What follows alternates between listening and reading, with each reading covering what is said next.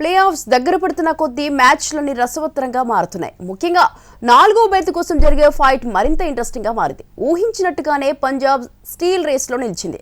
శ్రేయస్ అయ్యర్ వీర విహారం చేశాడు. మెరుపు సెంచరీ చేసి పంజాబ్ నాకౌట్ ఆశలను సజీవంగా నిలిపాడు. వరుసగా 6 ఓటముల తర్వాత ఎట్టకేలకు పంజాబ్ కింగ్స్ ఘన విజయం సాధించింది. లక్నో సూపర్ జైంట్స్తో జరిగిన కీలక మ్యాచ్లో శ్రేయస్ సేన 7 వికెట్ల తేడాతో నెగ్గింది. తొలుత బ్యాటింగ్లో సూపర్ జైంట్స్ 20 ఓవర్లలో 6 వికెట్ల నష్టానికి 196 పరుగులు చేసింది. అనంతరం 197 పరుగుల లక్ష్యంతో బ్యాటింగ్ దిగిన పంజాబ్ 18 ఓవర్లలో 3 వికెట్లు కోల్పోయి 200 పరుగులు చేసింది. పంజాబ్ జట్టులో కెప్టెన్ శ్రేయస్ అయ్యర్ వీర ఉతుకుడు ఉతికాడు. 51 బంతుల్లో 11 ఫోర్లు 5 సిక్స్లతో 101 పరుగులు చేసి నాటౌట్గా నిలిచాడు. ఐపీఎల్లో అతనికి ఇదే తొలి సెంచరీ.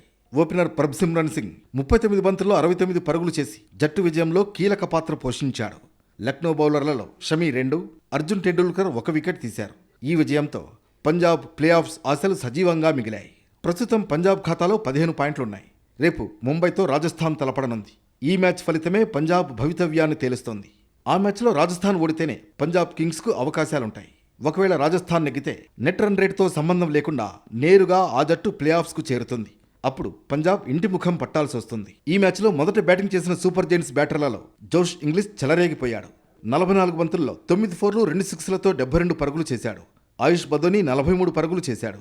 అబ్దుల్ సమద్, కెప్టెన్ రిషబ్ పంత్ పర్వాలేదనిపించారు. కులకర్ణి, నికోలస్ పూరన్, ముకుల్ చౌదరి బ్యాటింగ్లో విఫలమయ్యారు. అర్జున్ టెండూల్కర్ 5 పరుగులతో నాటౌట్గా నిలిచాడు. పంజాబ్ కింగ్స్ బౌలర్లలో మార్కో యాన్సన్, యుజ్వేంద్ర చాహల్ తలో 2 వికెట్లు పడగొట్టారు. అజ్మతుల్లా ఉమర్జాయ్, శశాంక్ సింగ్ చెరో వికెట్ తీశారు.